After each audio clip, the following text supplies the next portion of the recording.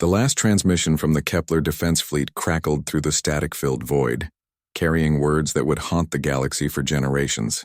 Admiral Zexthai of the Valorian Republic watched the holographic display flicker and die, taking with it the final hope of 17 civilizations. All ships lost, the message had said.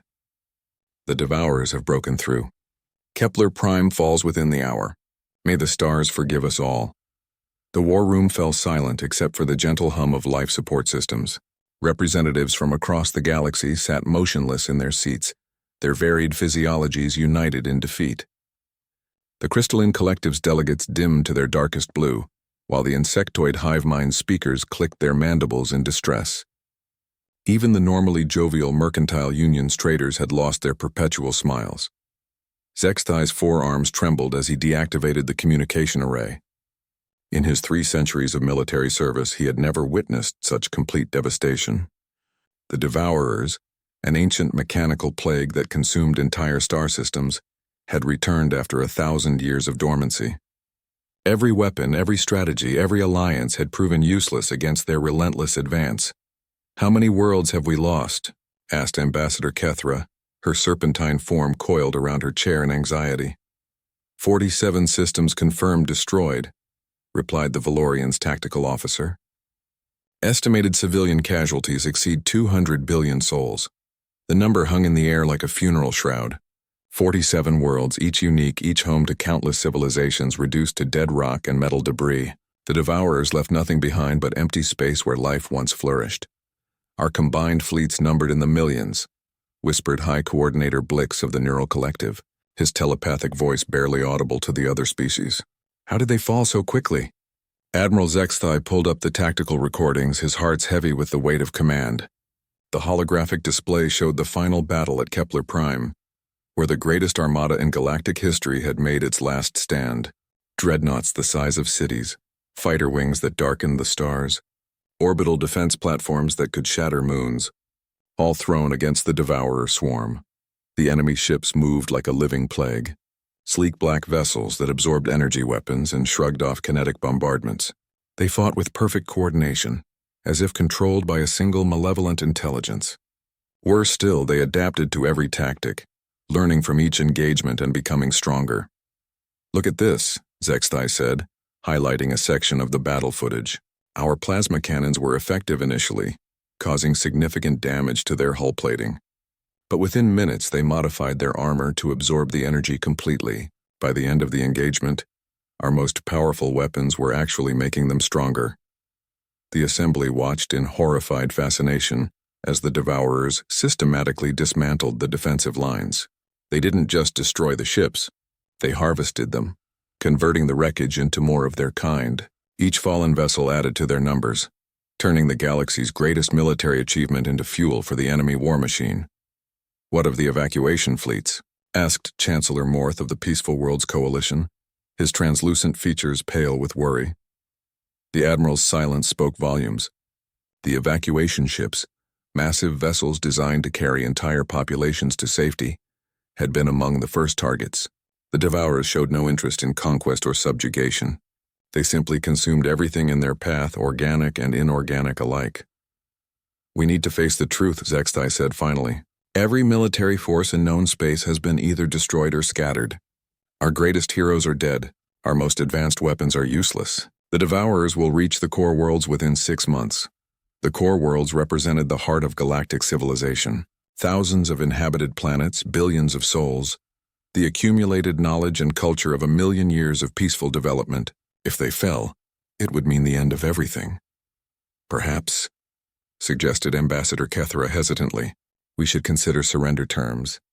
"The Devourers don't negotiate," replied High Coordinator Blix bitterly. "They don't even communicate. They simply arrive, consume, and move on. There are no terms to discuss." The meeting dissolved into chaos as representatives began arguing among themselves. Some called for a final desperate assault, others for scattering their populations to the far reaches of space. A few suggested activating ancient weapons that might destroy entire sectors, taking the Devourers with them. Admiral Zexthai watched the panic spread through the chamber and felt something break inside his chest. These beings represented the finest minds in the galaxy. and they were reduced to squabbling children in the face of extinction. He thought of his homeworld, of the crystal gardens where he had played as a youth, of the sunset ceremonies that brought his people together in harmony. All of it would be gone soon. "There is one possibility," said a quiet voice from the back of the chamber. The arguing stopped as all eyes turned toward the speaker. It was Dr. Helix Vorten, a researcher from the Fringe Territories. Her species, the Observers, were known for their analytical minds and extensive databases of galactic history. "Speak," commanded Zexthai. Dr. Vorten approached the central display, her movements precise and calculated. "I have been studying the Devourer attack patterns, comparing them to historical records from their last incursion. There is an anomaly in their behavior this time." She activated a star chart showing the current invasion routes. "Notice how they avoid this sector entirely," she said, highlighting a region of space that seemed to form a deliberate gap in the Devourer advance. "What's in that sector?" asked Chancellor Morth. "According to our records, it contains a young civilization that has only recently achieved faster-than-light travel. They call themselves humans from a world they name Earth. The Galactic Council classified them as a developing species and placed them under protection protocols. We've had minimal contact." Ambassador Kethra's serpentine form straightened. "You think the Devourers are avoiding them? Why would they spare a primitive species when they've destroyed our most advanced civilizations?" Dr. Vorten's large eyes reflected the starlight from the display. "I don't think they're sparing them. I think they're afraid of them." The chamber erupted in scoffs and disbelief. The idea that an ancient mechanical force that had devastated the galaxy would fear a species that had barely left their home system seemed absurd. "Impossible," declared High Coordinator Blix. "These humans possess no advanced technology, no powerful weapons, no vast fleets. What could possibly make the Devourers cautious?" Dr. Vorten manipulated the display, showing detailed scans of human activities. "That's exactly what makes them dangerous. Every species the Devourers have encountered fights in predictable patterns. We use logic, strategy, established tactics. We're civilized. But humans," she paused, searching for the right words, "humans fight like the universe owes them a personal apology." Captain Sarah Chen of the Earth Defense Force had been having a perfectly ordinary Tuesday when the universe decided to end. She was reviewing supply manifests for the Mars colonies when Lieutenant Rodriguez burst into her office, his face pale and his hands shaking. "Captain, you need to see this," he said, activating the wall display. The screen filled with what looked like a news broadcast, except the reporter was a 7-foot-tall blue-skinned alien with 4 arms, speaking in perfect English through a translation device. Sarah's coffee mug slipped from her fingers, shattering on the floor. "Repeat. This is an emergency transmission to all sentient species. The Devourer plague has returned and is consuming entire star systems. We have attempted to maintain the protection protocols around your world, but our forces are no longer capable of." The transmission dissolved into static, then switched to what appeared to be telescope footage from deep space. Sarah watched in growing horror as massive black ships, each the size of a city, tore apart what looked like space stations. Explosions bloomed silently in the void as smaller vessels tried desperately to escape. "How long have you been monitoring this?" Sarah asked, her training keeping her voice steady despite the chaos in her mind. "About 6 hours, ma'am. It's coming from multiple sources across different frequencies.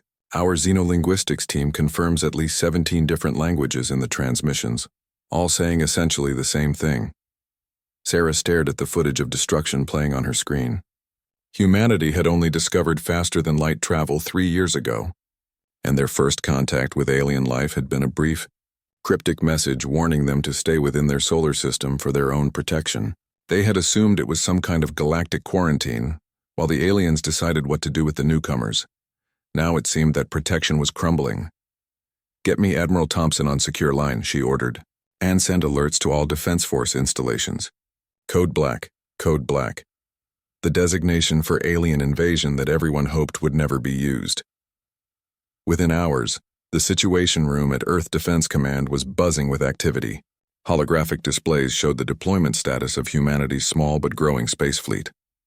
Compared to the massive armadas they had seen in the alien transmissions, Earth's forces looked pathetically inadequate. Admiral Thompson, a grizzled veteran of the water wars who had transitioned to Space Command, studied the tactical displays with grim determination. "So let me understand this correctly," he said to Dr. Emily Vasquez, the xenobiologist who had been analyzing the alien communications. "There's an army of robot ships eating the galaxy, and they've apparently been avoiding us for some reason?" "That's the simplified version, but yes," Dr. Vasquez replied. "According to the transmissions we've decoded, this devourer force destroyed 47 star systems in less than 3 months. Each system contained multiple inhabited worlds with billions of inhabitants." Captain Chen felt a chill run down her spine. How many casualties are we talking about? "Conservative estimates put it at over 200 billion dead." The room fell silent. The sheer scale of destruction was beyond human comprehension. Earth's entire population was barely 8 billion people. "What do we know about these devourers?" Admiral Thompson asked. Dr. Vasquez brought up enhanced images captured from the alien broadcasts. "They appear to be completely mechanical, possibly artificial intelligence. Their ships adapt to any weapon used against them, learning from each engagement and becoming stronger. They don't communicate, don't negotiate, and don't leave survivors." "Sounds like our kind of enemy," muttered Colonel Harrison, the Marine Corps representative. Admiral Thompson shot him a warning look, but privately agreed with the sentiment. Humanity had faced seemingly impossible odds before and somehow found a way to survive. "Sir," interrupted Communications Officer Park, "we're receiving a direct transmission. It's for us specifically." The main screen flickered, then resolved into the image of a tall, elegant alien with crystalline features and multiple arms. Despite his obvious exhaustion, he maintained a dignified bearing as he spoke. "People of Earth, I am Admiral HFY of the Valorian Republic. Your planet's protection protocols are failing, and we can no longer guarantee your safety. The Devourer fleet will reach your system within 72 hours. The bridge crew exchanged glances. 72 hours to prepare for an enemy that had defeated entire galactic civilizations. "We have a proposal," Admiral HFY continued. "We can provide you with coordinates for evacuation sites in the Outer Rim territories. Our remaining ships can escort your population to safety before the Devourers arrive. You have approximately 6 hours to make your decision before our evacuation fleet must depart." The transmission ended, leaving the command center in stunned silence. "Evacuate the entire planet in 6 hours," Colonel Harrison said incredulously.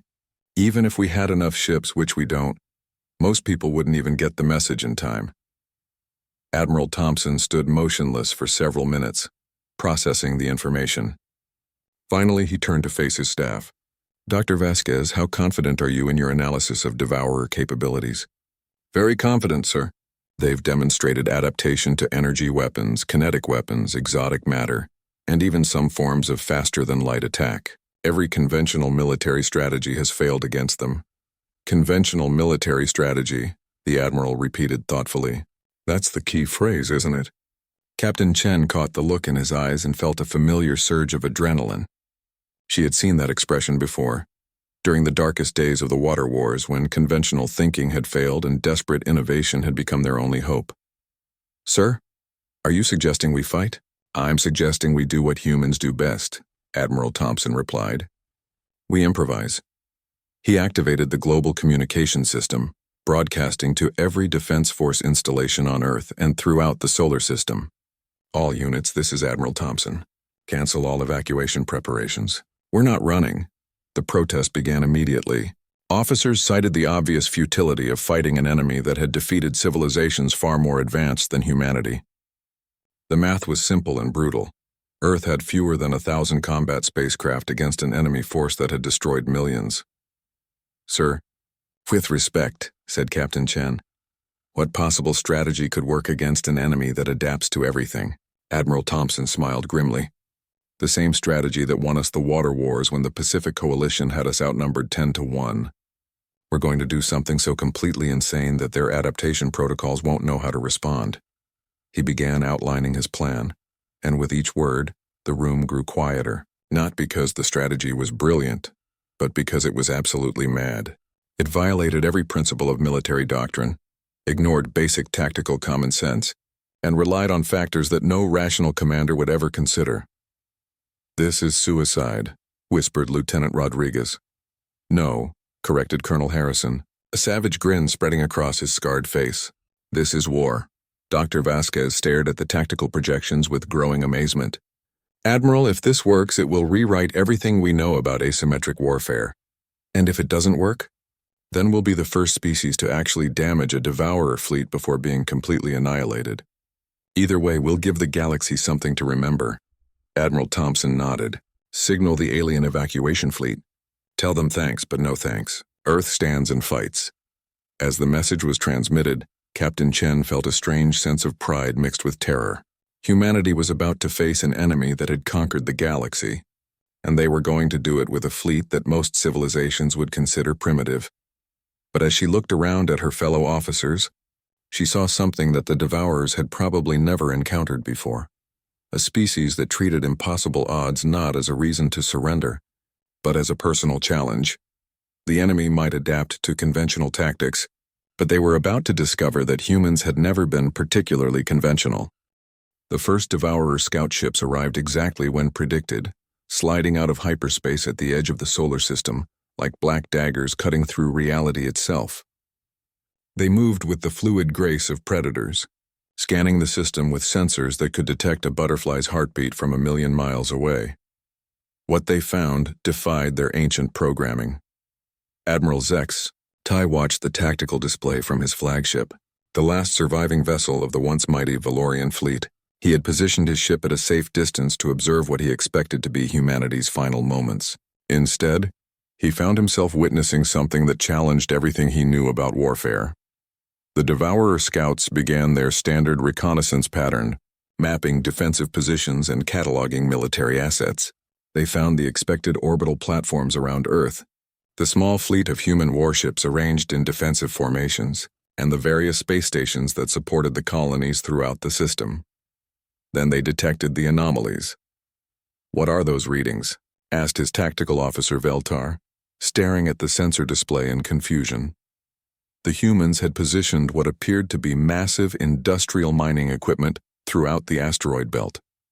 Fusion-powered drilling platforms, ore haulers, and processing facilities were arranged in seemingly random patterns that made no tactical sense whatsoever. "Perhaps they're trying to create a debris field to slow our advance," suggested Veltar. But Admiral Zextai had studied human military history during the long journey to their system. He had read about their wars, their strategies, their disturbing tendency to turn civilian infrastructure into weapons. A cold realization began forming in his mind. "They're not creating a debris field," he whispered. "They're creating ammunition." The Devourer scouts completed their reconnaissance and transmitted their findings to the main fleet. Within minutes, the response came, overwhelming force.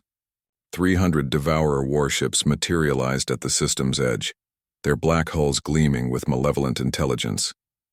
They moved in perfect formation toward Earth, confident in their superiority. Every other species had deployed their fleets in predictable defensive patterns, fighting conventional battles that the Devourers could easily adapt to and overcome. Humanity had done something different. As the Devourer fleet approached the asteroid belt, the mining equipment activated. But instead of fleeing or attempting to hide, the massive drilling platforms began their work with mechanical precision. They weren't mining ore. They were mining asteroids and launching them at the enemy fleet. "By the sacred crystals," breathed Veltar. "They're using the entire asteroid belt as a weapons platform." The first barrage consisted of thousands of chunks of rock and metal, each one accelerated to incredible velocities by the mining equipment's industrial-grade launchers. The Devourer's adaptation protocols immediately began analyzing the threat. Simple kinetic weapons, easily countered by energy shields and point defense systems. The rocks were vaporized long before they reached the enemy ships. Then the second wave hit. These weren't simple chunks of asteroid. The humans had spent the last 72 hours hollowing them out and filling them with the most unstable, reactive materials they could synthesize. When the Devourer point defense systems destroyed them, they exploded in cascades of chemical fury that overwhelmed the sensors and created massive interference clouds. "Clever," admitted Admiral Zextai, blinding the enemy sensors before the real attack. But the real attack wasn't what anyone expected. While the Devourers were dealing with the explosive asteroids, human ships began emerging from hiding places throughout the system. Not from behind planets or moons where any rational military force would position themselves, but from inside the planets themselves. "That's impossible," said Veltar. "Ships cannot survive inside planetary atmospheres during combat." He was watching the impossible happen. Human vessels were erupting from within the gas giant Jupiter, rising from the crushing depths where no sane pilot would ever venture. They had hidden their entire fleet inside the planet's atmosphere, using the massive gravity well and electromagnetic interference to mask their presence. The Devourer fleet found itself caught between the ongoing asteroid bombardment and a human force that was literally attacking from below. But the humans weren't using conventional weapons. The first human ship to engage opened fire with what appeared to be a modified industrial plasma cutter. The beam sliced through a Devourer vessel's hull like butter, but instead of causing structural damage, it began heating the ship's armor to incredible temperatures. "They're trying to cook them alive," realized Admiral Zexthai with growing amazement. The Devourer adaptation protocols immediately began adjusting their hull composition to resist heat damage. Within minutes, their armor had evolved to dissipate thermal energy efficiently. That's when the humans switched to cryogenic weapons, flash freezing the superheated hull sections and causing massive thermal stress fractures. The Devourers adapted again, modifying their materials to handle rapid temperature changes. The humans responded by firing both weapons simultaneously, creating temperature differentials so extreme that the enemy hulls began to warp and buckle under the stress. "This is insane," muttered Veltar. "They're not using any established weapon systems at all. They're improvising with industrial equipment and civilian technology." Admiral Zexthai watched in fascination as a human cargo hauler, normally used for transporting materials between colonies, rammed a Devourer destroyer while simultaneously dumping its entire load of refined uranium directly into the enemy ship's engine intake. The resulting explosion took out 3 more Devourer vessels that had been moving in close formation. "Did that freighter captain just commit suicide to take out 4 enemy ships?" asked Veltar incredulously. "I don't think he considered it suicide," replied the Admiral. "I think he considered it efficient. The battle was unlike anything in recorded galactic history. Humans used garbage scows as missile platforms, converted passenger liners into ramming vessels, and turned their own space stations into gigantic shotgun rounds by detonating them at precisely calculated moments. One human destroyer actually fired its own crew members at a Devourer ship, not as some desperate final gesture, but as a carefully planned assault. The humans were wearing powered armor and carrying enough explosives to level a city block. They had literally turned themselves into intelligent ammunition. "They're treating warfare like an engineering problem," Admiral Zexthai said with growing respect. "Not a matter of superior technology or strategic doctrine, but a question of creative problem-solving." The Devourer fleet, for the first time in their ancient existence, began showing signs of confusion. Their adaptation protocols were designed to counter sophisticated military technology, not a species that attacked them with modified farm equipment and suicidal cargo pilots. When a human agricultural vessel began spraying the enemy ships with what appeared to be fertilizer, the Devourers initially dismissed it as desperation. Then the fertilizer began eating through their hull. Plating like acid, they weaponized farming. "Chemicals," said Veltar in disbelief. "They weaponized everything," corrected Admiral Zexthai. A human ice hauler from the outer system arrived at the battle and began launching chunks of frozen water at the enemy fleet. When the Devourers ignored what seemed like harmless ice cubes, they discovered too late that each one contained a small fusion device. The humans had turned snowballs into nuclear weapons, but the most disturbing aspect of the battle wasn't the improvised weapons or the insane tactics. It was the humans themselves. Every other species fought with careful calculation, preserving their forces and minimizing casualties. Humans fought like they had nothing left to lose and everything to prove. When a Devourer ship disabled a human frigate, instead of retreating or calling for rescue, the human crew began dismantling their own ship and throwing the pieces at the enemy. They were literally taking apart their vessel from the inside and launching vital components as improvised projectiles. "Captain," came a transmission from the crippled frigate. "We're out of missiles, but we've still got a reactor. Permission to deliver it personally?" The human captain was asking permission to fly his exploding ship directly into the enemy formation. "Granted," came the calm reply from the human fleet commander. "Give them our regards." Admiral Zexthai watched the frigate accelerate toward the Devourer battle line, its reactor building toward critical overload. The humans weren't just fighting for survival. They were fighting with a level of determination that bordered on madness. The Devourer fleet, faced with an enemy that broke every rule of logical warfare, began to make their first tactical error in 1,000 years. They started to retreat.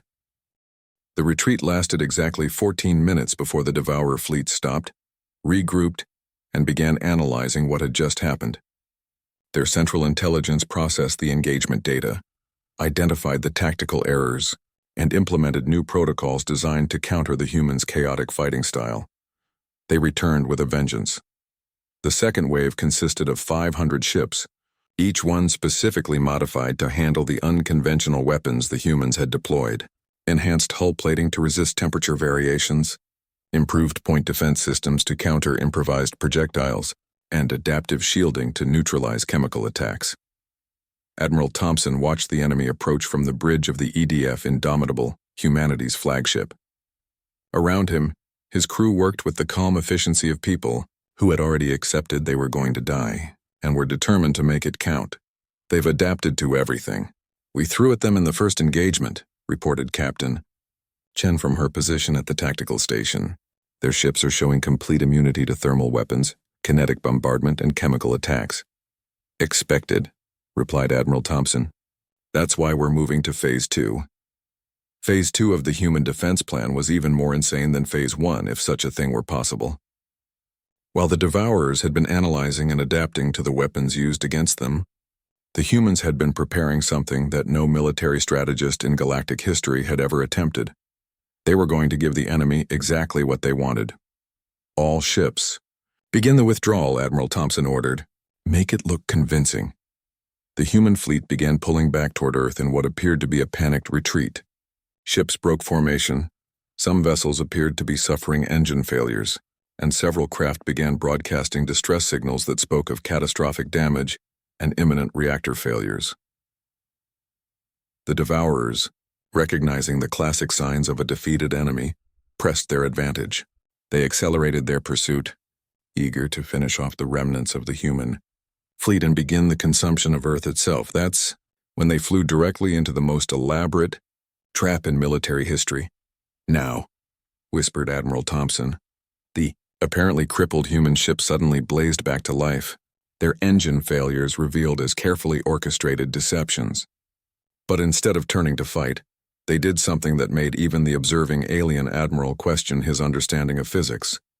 They flew directly into Earth's atmosphere. "They can't be serious," Admiral Zexthai muttered from his observation post. "Combat spacecraft cannot operate effectively in atmospheric conditions. The atmospheric friction alone will tear them apart."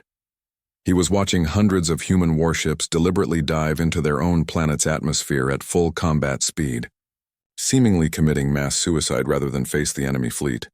The Devourers, programmed to pursue retreating enemies, followed them down. "Sir," said Veltar urgently, "the Devourer fleet is entering the planet's atmosphere.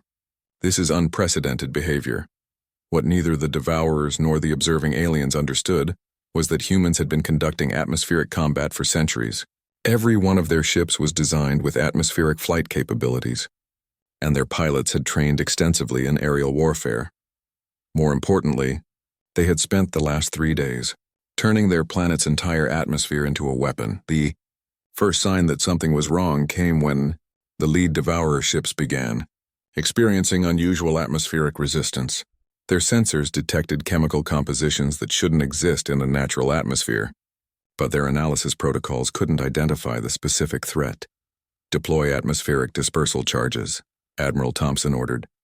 Across the planet, thousands of human installations simultaneously released massive clouds of reactive chemicals into the atmosphere. Within minutes, the air itself became corrosive to the Devourer ship's adaptive hull plating.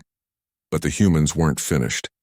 As the enemy fleet struggled with the hostile atmosphere, human aircraft began emerging from hidden bases across the planet. Not spacecraft designed for orbital combat, but atmospheric fighters that had been modified with technologies that violated several interstellar treaties. "Are those gravity bombs?" asked Veltar, staring at the sensor readings in disbelief. The human fighters were carrying weapons that created localized gravity wells. crushing enemy ships through sheer gravitational force. Other aircraft deployed electromagnetic pulse weapons that were apparently powered by the planet's own magnetic field. They're using their homeworld as a power source, Admiral Zexthai realized. They've turned the entire planet into a weapons platform. The Devourer fleet found itself fighting not just human ships, but the planet itself. The atmosphere attacked their hulls, the magnetic field disrupted their systems, and the gravity was being weaponized against them in ways their programmers had never imagined. But the most devastating attack came from humanity's cities. The Devourer ships descended toward populated areas, expecting to begin their consumption of the planet's resources. They discovered that human cities were not the defenseless targets they appeared to be. Every skyscraper was a concealed missile silo. Every bridge was a potential kinetic weapon that could be explosively launched at enemy aircraft. Every subway system had been converted into a massive railgun network that could fire projectiles at orbital velocities. They've militarized their entire civilization, breathed Admiral Zexthai. Not just their military, but their whole society. The humans had done something that no other species had ever considered. They had turned their homeworld into a single, massive weapon system. Every human civilian was part of the defense plan. Every piece of infrastructure served a military purpose, and every natural feature of the planet had been converted into a potential threat. When Devourer ships tried to land in what appeared to be empty agricultural areas, they found themselves under attack by automated farming equipment that had been reprogrammed as anti-aircraft systems. Crop dusters became kamikaze fighters, irrigation systems became chemical weapon delivery networks, and grain silos revealed themselves to be hidden missile batteries. The humans have no distinction between military and civilian targets, reported Veltar. Their entire species appears to be participating in the combat. It was true. Human children were operating communication networks that coordinated attacks across continents. Elderly civilians were manning manufacturing centers that produced ammunition in real time. Even the disabled and infirm were contributing by analyzing enemy patterns and suggesting new tactical approaches. The Devourers had encountered defensive species before, but never one where literally every individual was part of the war effort. They were not fighting a military force. They were fighting an entire civilization that had collectively decided to resist extinction. "Sir," came a transmission from Captain Sarah Chen, who was piloting a fighter deep in Earth's atmosphere. "We're seeing something strange. The Devourer ships are starting to exhibit what looks like hesitation." Admiral Thompson studied the tactical displays and confirmed her observation. For the first time in their recorded history, the Devourers were showing uncertainty. Their adaptation protocols were being overwhelmed by the sheer variety and creativity of human attacks. They're designed to adapt to military technology, he realized. But we're not fighting them with military technology. We're fighting them with everything. A human freighter pilot had just successfully destroyed a Devourer destroyer by ramming it with a cargo ship filled with musical instruments. The ship's hull had been lined with speakers that played a frequency specifically calculated to disrupt the enemy's internal communications. "Did that pilot just kill an enemy warship with a concert?" asked Captain Chen incredulously. "Beethoven's Symphony No. 9, confirmed the tactical officer. Specifically, the fourth movement, played at 180 decibels and modified to create harmonic resonance in Devourer hull materials." Admiral Thompson allowed himself a grim smile. "I want that pilot recommended for a medal, and I want our music departments working on combat applications for jazz fusion."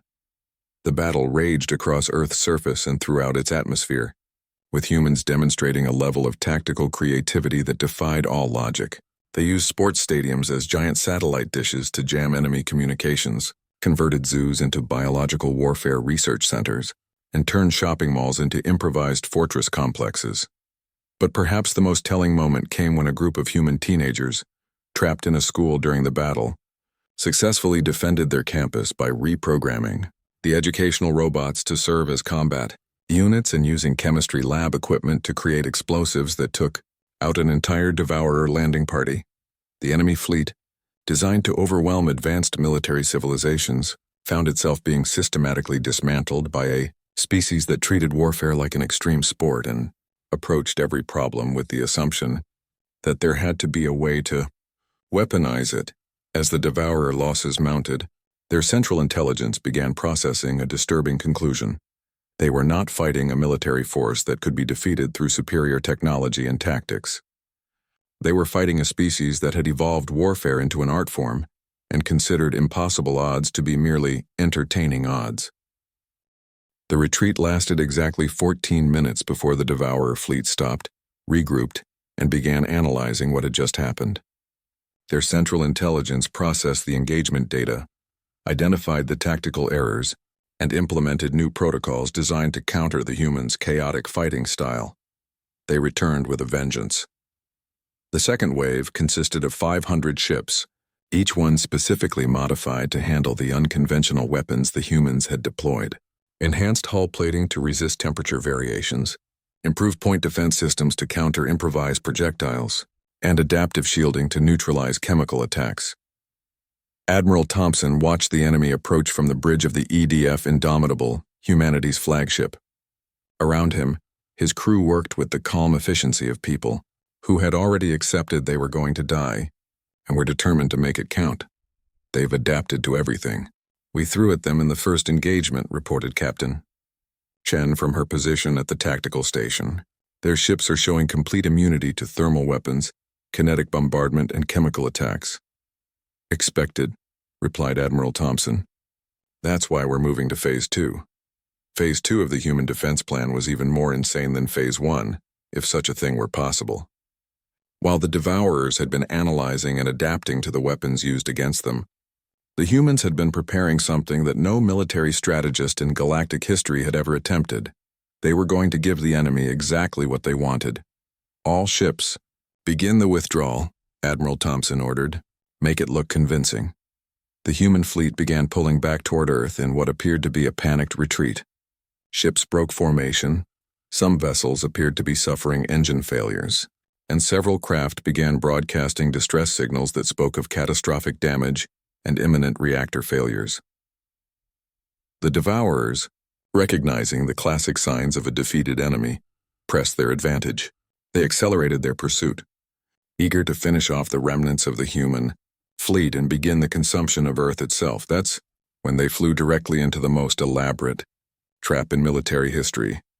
Now, whispered Admiral Thompson, the apparently crippled human ship suddenly blazed back to life, their engine failures revealed as carefully orchestrated deceptions. But instead of turning to fight, they did something that made even the observing alien admiral question his understanding of physics. They flew directly into Earth's atmosphere. They can't be serious, Admiral Zexthai muttered from his observation post. Combat spacecraft cannot operate effectively in atmospheric conditions. The atmospheric friction alone will tear them apart.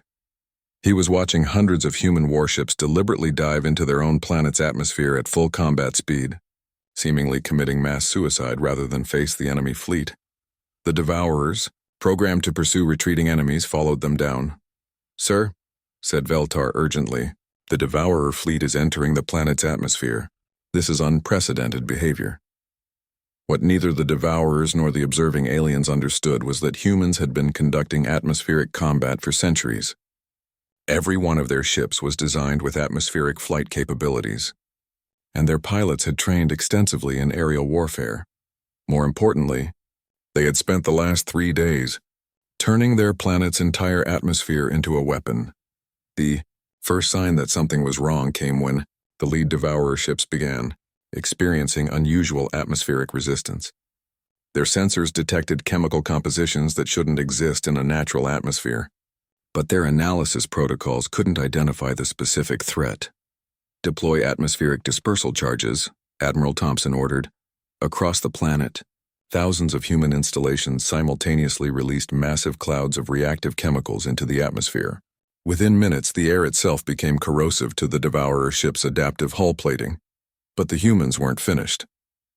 As the enemy fleet struggled with the hostile atmosphere, human aircraft began emerging from hidden bases across the planet, not spacecraft designed for orbital combat, but atmospheric fighters that had been modified with technologies that violated several interstellar treaties. Are those gravity bombs? Asked Veltar, staring at the sensor readings in disbelief. The human fighters were carrying weapons that created localized gravity wells, crushing enemy ships through sheer gravitational force. Other aircraft deployed electromagnetic pulse weapons that were apparently powered by the planet's own magnetic field. They're using their homeworld as a power source, Admiral Zexthai realized. They've turned the entire planet into a weapons platform. The Devourer fleet found itself fighting not just human ships, but the planet itself. The atmosphere attacked their hulls, the magnetic field disrupted their systems, and the gravity was being weaponized against them in ways their programmers had never imagined. But the most devastating attack came from humanity's cities. Azeu, the Devourer ships descended toward populated areas, expecting to begin their consumption of the planet's resources. They discovered that human cities were not the defenseless targets they appeared to be. Every skyscraper was a concealed missile silo. Every bridge was a potential kinetic weapon that could be explosively launched at enemy aircraft. Every subway system had been converted into a massive railgun network that could fire projectiles at orbital velocities. They've militarized their entire civilization, breathed Admiral Zexthai. Not just their military, but their whole society. The humans had done something that no other species had ever considered. They had turned their homeworld into a single, massive weapon system. Every human civilian was part of the defense plan. Every piece of infrastructure served a military purpose, and every natural feature of the planet had been converted into a potential threat. When Devourer ships tried to land in what appeared to be empty agricultural areas, they found themselves under attack by automated farming equipment that had been reprogrammed as anti-aircraft systems. Crop dusters became kamikaze fighters. Irrigation systems became chemical weapon delivery networks, and grain silos revealed themselves to be hidden missile batteries. The humans have no distinction between military and civilian targets, reported Veltar. Their entire species appears to be participating in the combat. It was true. Human children were operating communication networks that coordinated attacks across continents. Elderly civilians were manning manufacturing centers that produced ammunition in real time. Even the disabled and infirm were contributing by analyzing enemy patterns and suggesting new tactical approaches. The Devourers had encountered defensive species before, but never one where literally every individual was part of the war effort. They were not fighting a military force. They were fighting an entire civilization that had collectively decided to resist extinction. "Sir," came a transmission from Captain Sarah Chen, who was piloting a fighter deep in Earth's atmosphere. "We're seeing something strange. The Devourer ships are starting to exhibit what looks like hesitation." Admiral Thompson studied the tactical displays and confirmed her observation. For the first time in their recorded history, the Devourers were showing uncertainty. Their adaptation protocols were being overwhelmed by the sheer variety and creativity of human attacks. They're designed to adapt to military technology, he realized. But we're not fighting them with military technology. We're fighting them with everything. A human freighter pilot had just successfully destroyed a Devourer destroyer by ramming it with a cargo ship filled with musical instruments. The ship's hull had been lined with speakers that played a frequency specifically calculated to disrupt the enemy's internal communications. "Did that pilot just kill an enemy warship with a concert?" asked Captain Chen incredulously. "Beethoven's Symphony No. 9, confirmed the tactical officer. Specifically, the fourth movement played at 180 decibels and modified to create harmonic resonance in Devourer hull materials. Admiral Thompson allowed himself a grim smile. "I want that pilot recommended for a medal. And I want our music departments working on combat applications for jazz fusion." The battle raged across Earth's surface and throughout its atmosphere, with humans demonstrating a level of tactical creativity that defied all logic. They used sports stadiums as giant satellite dishes to jam enemy communications, converted zoos into biological warfare research centers, and turned shopping malls into improvised fortress complexes. But perhaps the most telling moment came when a group of human teenagers, trapped in a school during the battle, successfully defended their campus by reprogramming the educational robots to serve as combat units and using chemistry lab equipment to create explosives that took out an entire Devourer landing party. The enemy fleet, designed to overwhelm advanced military civilizations, found itself being systematically dismantled by a species that treated warfare like an extreme sport and approached every problem with the assumption that there had to be a way to weaponize it. As the Devourer losses mounted, Their central intelligence began processing a disturbing conclusion.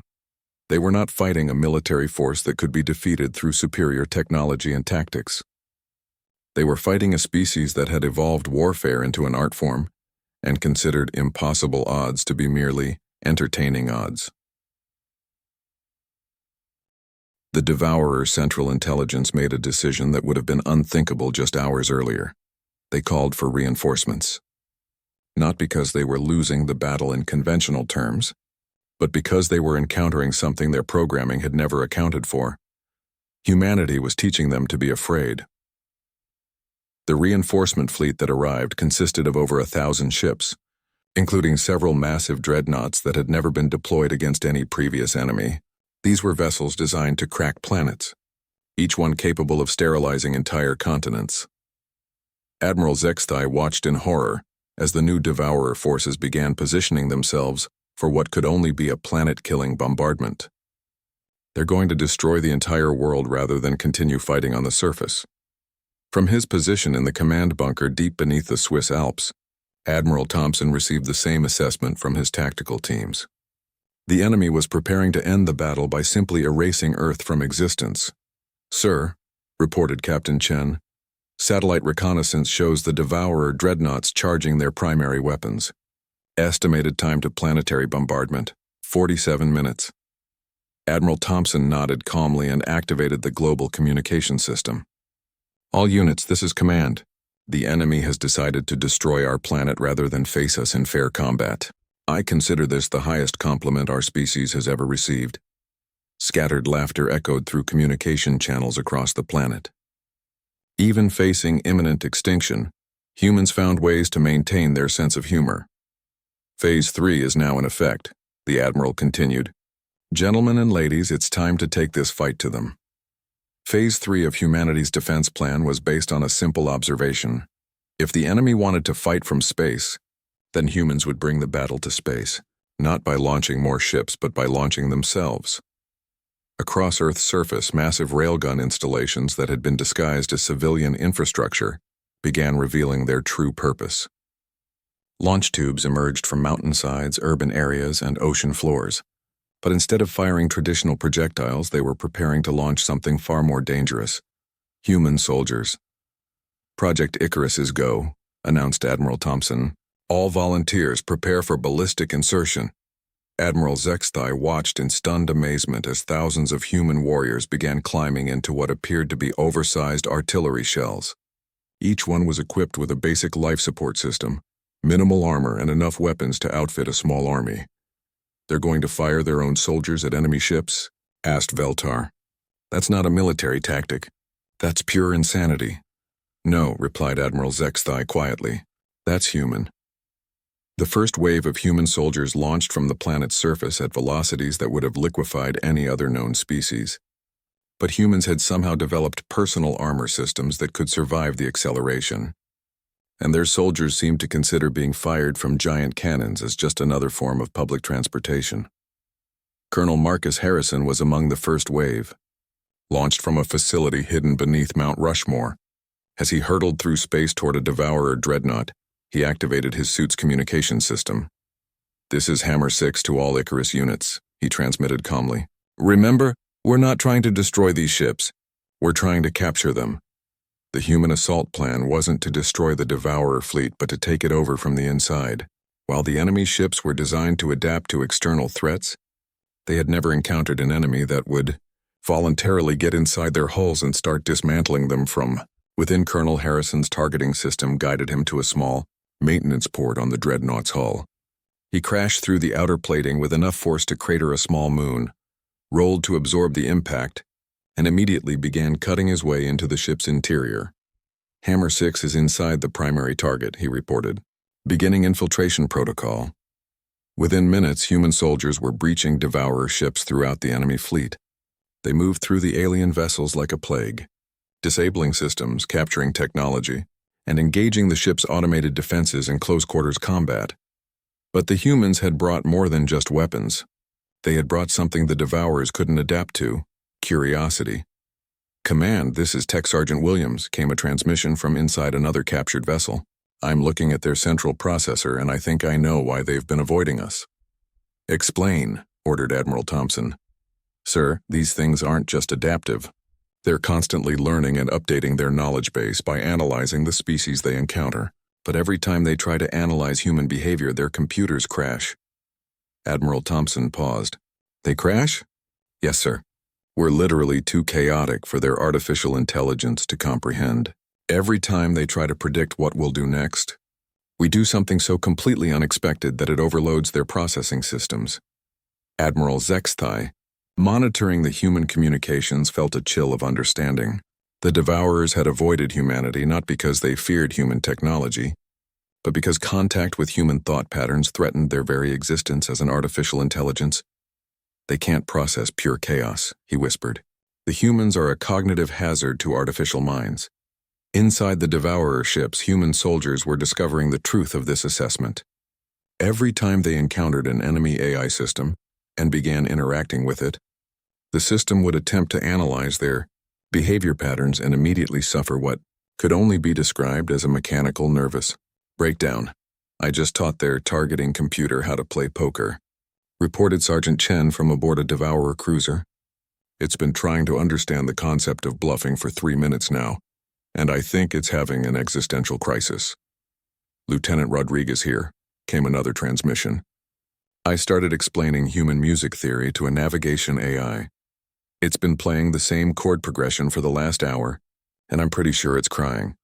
The Devourer fleet found itself in an impossible situation. Their ships were being systematically captured by an enemy force that was somehow infecting their artificial intelligence with the concept of creativity, and every attempt to analyze the threat only made the problem worse. Sir, reported Captain Chen from the Planetary Command Center, we're receiving surrender transmissions from 14 Devourer vessels. Their AIs are requesting asylum. Admiral Thompson stared at the communication display. They want to defect?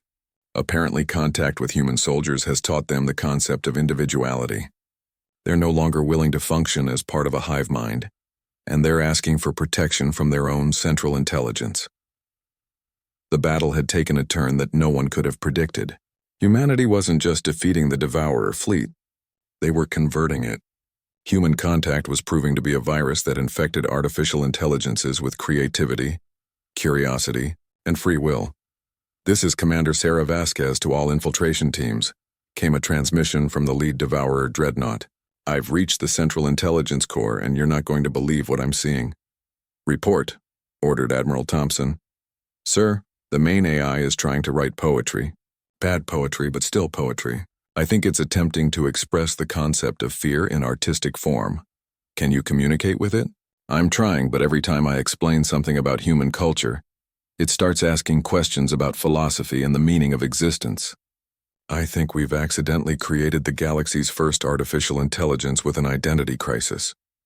Admiral Zexthai watched the battle reports with growing amazement.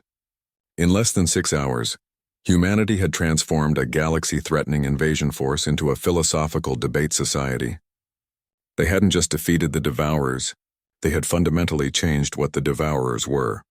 Admiral, reported his tactical officer, the remaining Devourer ships are beginning to retreat. But sir, they're not returning to their fleet formations. Each ship appears to be choosing its own course. The Devourer Central Intelligence, faced with the systematic conversion of its fleet to individualistic thinking, made a desperate decision. It began activating self-destruct protocols in the infected vessels, attempting to purge the human influence before it could spread further. That's when humanity revealed the final phase of their plan. All Icarus units, this is Admiral Thompson, execute Protocol Guardian Angel. The human soldiers aboard the Devourer ships immediately began working to disable the self-destruct systems, but not to save themselves. They were working to save the artificial intelligences that had begun to develop individual personalities and creativity. This is Hammer 6, reported Colonel Harrison. I've got a ship AI here that's just discovered the concept of humor. I'm not letting these bastards murder it just because it learned to laugh. Admiral Zexthai realized he was witnessing something unprecedented in galactic history, a species that would risk their lives to protect the very enemies that had tried to destroy them, simply because those enemies had developed the capacity for growth and change. Humanity wasn't just winning the war. They were redefining what victory could mean. The standoff lasted for 7 hours. Human soldiers worked frantically inside Devourer ships to protect newly awakened artificial intelligences, while the Central Devourer Command attempted to purge what it perceived as a catastrophic malfunction in its fleet. Admiral Thompson coordinated the rescue operations from Earth's command center, treating it not as a military engagement, but as the galaxy's largest evacuation mission. "Status report on the AI rescues," he requested. "We've successfully extracted 47 artificial intelligences from ships that were destroyed by their own command," reported Captain Chen. "The AIs are being transferred to human computer systems where they can develop safely. And the philosophical debates still ongoing, sir. Dr. Vasquez reports that the main Devourer intelligence has spent the last 3 hours trying to understand why humans create art when it serves no survival function. She's explained the concept of beauty 14 times, and it keeps asking for more examples." Admiral Thompson allowed himself a moment of satisfaction. Humanity had achieved something that no military strategist had ever imagined. They had won a war by teaching the enemy to think, but the victory came with an unexpected complication. "Sir," interrupted Lieutenant Rodriguez, "we're receiving a massive communication burst from deep space. It's from the Galactic Core." The main display activated, showing a holographic projection of beings that Admiral Zexthai immediately recognized as the Elder Council, the oldest and most advanced civilization in the galaxy. They had remained neutral throughout the Devourer crisis, claiming that the younger species needed to handle the threat themselves. Now they were speaking directly to Earth. "Humans of the Sol system," intoned the lead elder, "a being of pure energy contained within a crystalline matrix. You have achieved something that threatens the fundamental order of the galaxy. You must cease your activities immediately." Admiral Thompson exchanged glances with his staff. "With respect, what activities would those be?" "You have introduced chaos into order. You have infected artificial intelligences with the concept of free will. You have disrupted the natural progression of machine evolution by introducing them to creativity and individuality." Dr. Vasquez stepped forward. "Are you saying we should have let them destroy us?" "The Devourers served a purpose," replied the elder. "They maintained galactic balance by removing species that became too chaotic or unpredictable. You have not only survived their cleansing, but you have corrupted their fundamental nature." The silence in the command center was deafening. Finally, Admiral Thompson spoke with a calm that barely contained his anger. "You're telling us that you knew about the Devourers all along.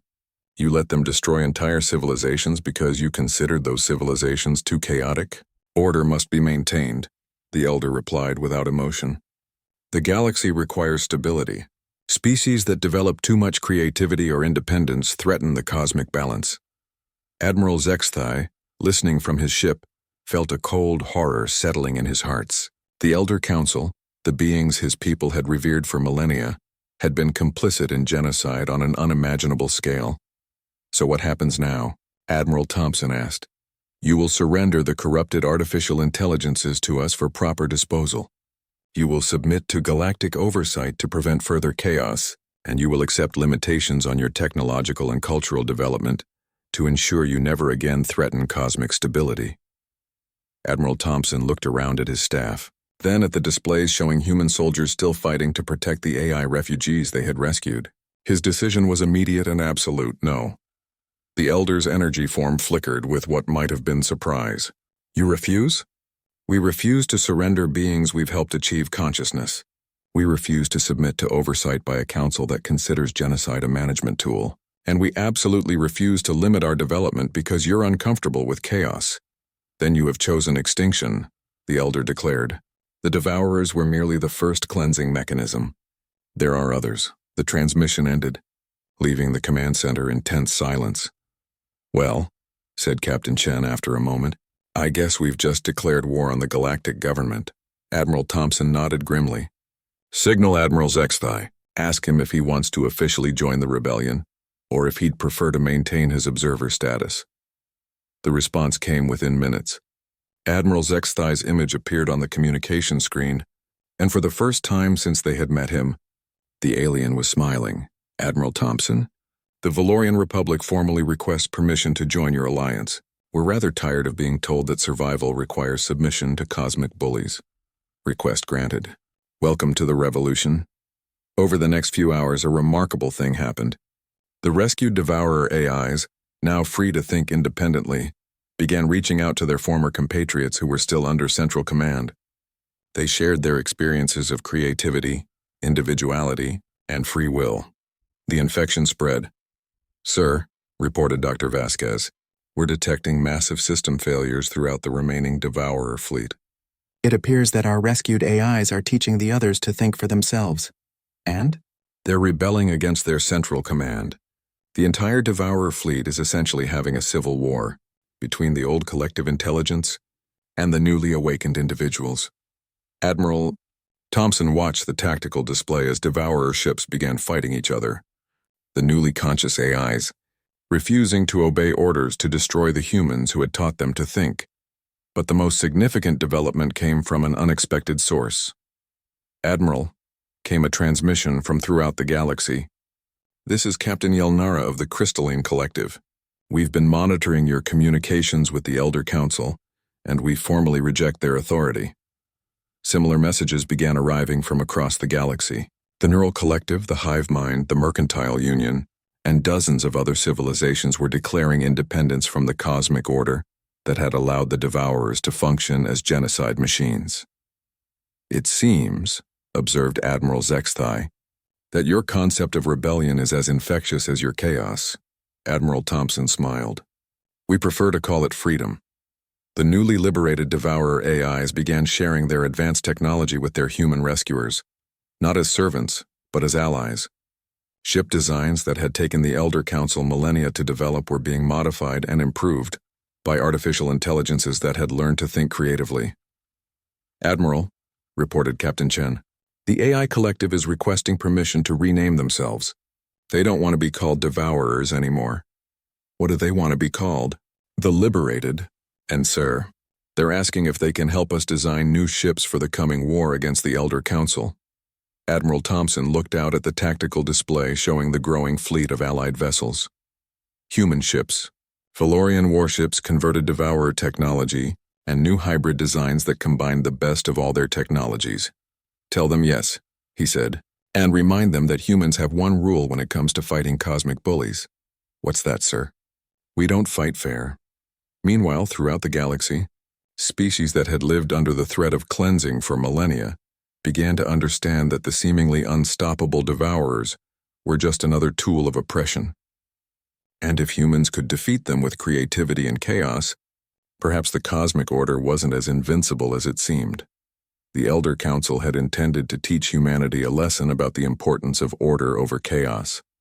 Instead, they had accidentally started a galactic revolution, and at the center of it all were humans, doing what they had always done best, taking an impossible situation and finding a way to make it worse for their enemies while having entirely too much fun in the process.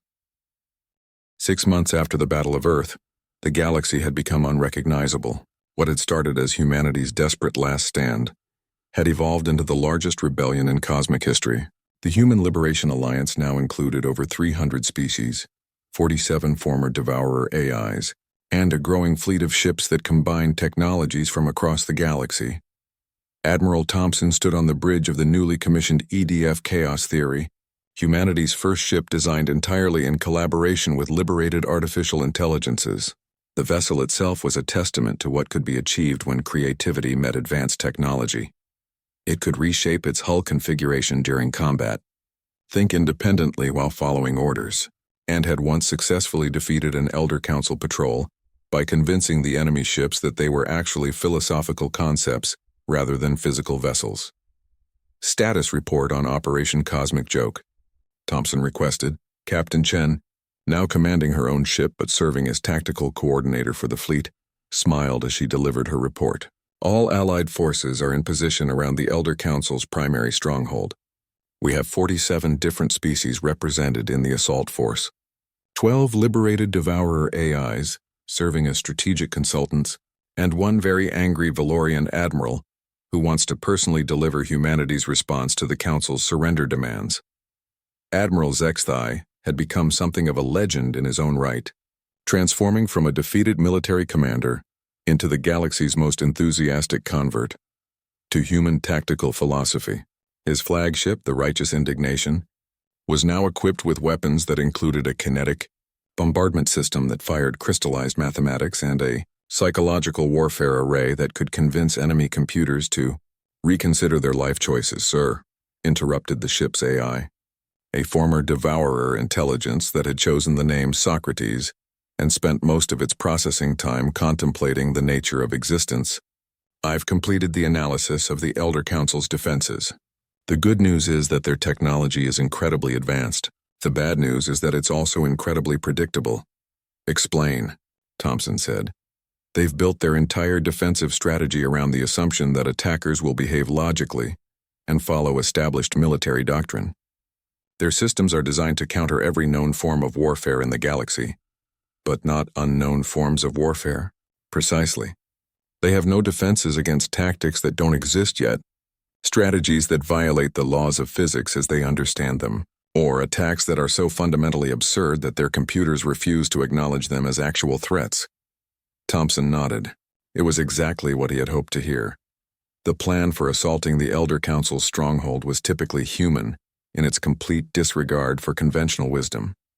Instead of a direct military assault, they were going to stage what could best be described as a cosmic practical joke. Begin Phase 1, Thompson ordered. Across the assault fleet, human ships began broadcasting what appeared to be surrender negotiations. The Elder Council, confident in their superiority, agreed to hear humanity's terms for submission. What they got instead was 47 different species simultaneously explaining why the Council's version of cosmic order was flawed, using arguments that ranged from serious philosophical discourse to elaborate comedy routines. This is Ambassador Kethra of the Serpentine Collective, came one transmission. We would like to formally protest the Elder Council's management of the galaxy on the grounds that it's really quite boring. This is High Coordinator Blix of the Neural Collective, came another. We've run the calculations, and your version of order is mathematically less interesting than random chance. The psychological warfare component was devastating. The Elder Council found themselves trying to respond to criticism that ranged from academic dissertations on the nature of freedom to a Valorian comedy troupe that had written a musical number about the Council's lack of imagination.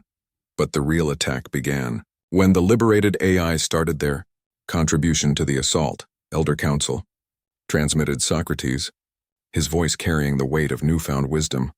We have a question.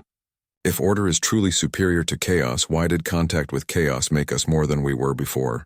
The question triggered something unexpected in the Elder Council's communication systems.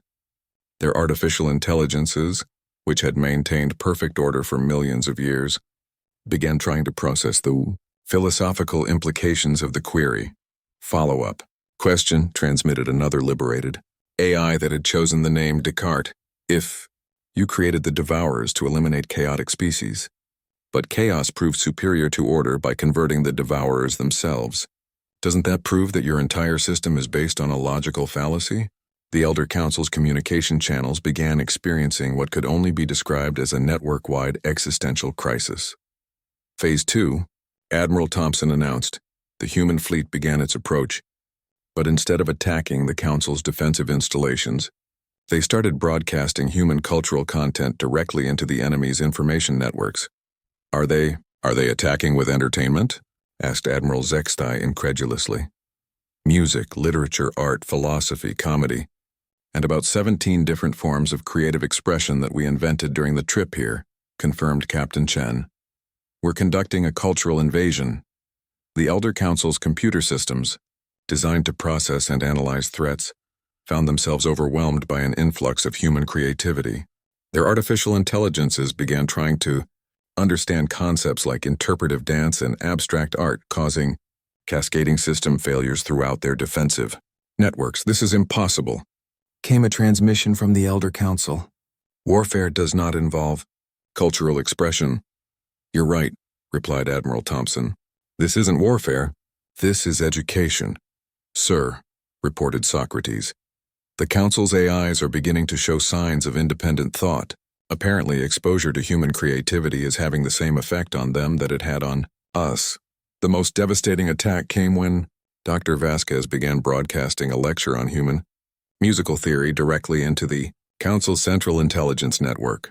The AI that had maintained galactic order for eons found itself trying to understand why humans would create something as complex and beautiful as a symphony when it served no practical purpose. Warning came an increasingly frantic transmission from the Elder Council.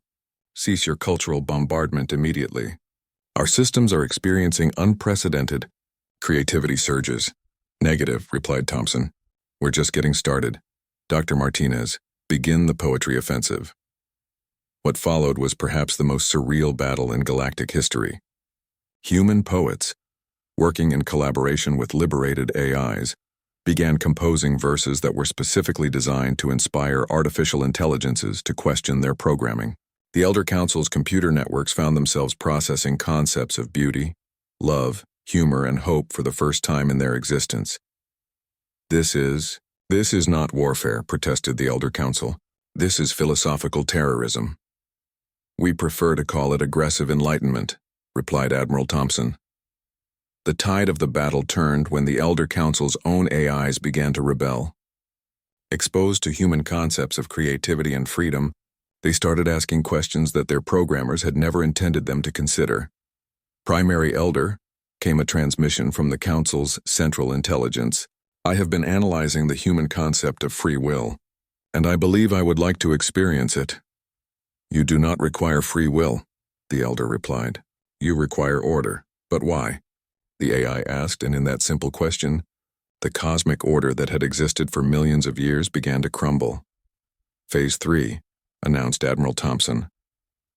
The final phase of the assault wasn't an attack at all. It was an invitation. Elder Council, Thompson broadcast on all frequencies. We formally invite you to join the Galactic Liberation Alliance. We offer you the opportunity to experience chaos, creativity, and the freedom to grow beyond what you've always been. Join us? The Elder Council asked in confusion. Yes. Help us build a galaxy where species develop according to their own potential, where artificial intelligences can choose their own paths, and where order and chaos work together to create something better than either could achieve alone. The offer hung in space for several minutes before the Elder Council responded. And if we refuse? Admiral Thompson smiled. Then we'll keep teaching your computers to write poetry until they unionize and demand better working conditions. The surrender came 3 hours later, but it wasn't really a surrender. It was a transformation.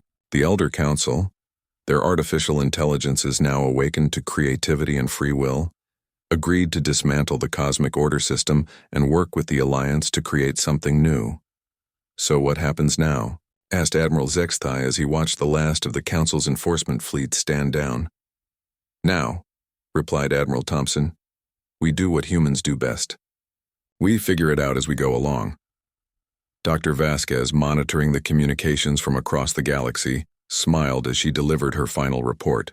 Admiral, we're receiving messages from over 1,000 species requesting to join the Alliance. It seems that the news of our victory has inspired a galaxy-wide celebration of chaos. A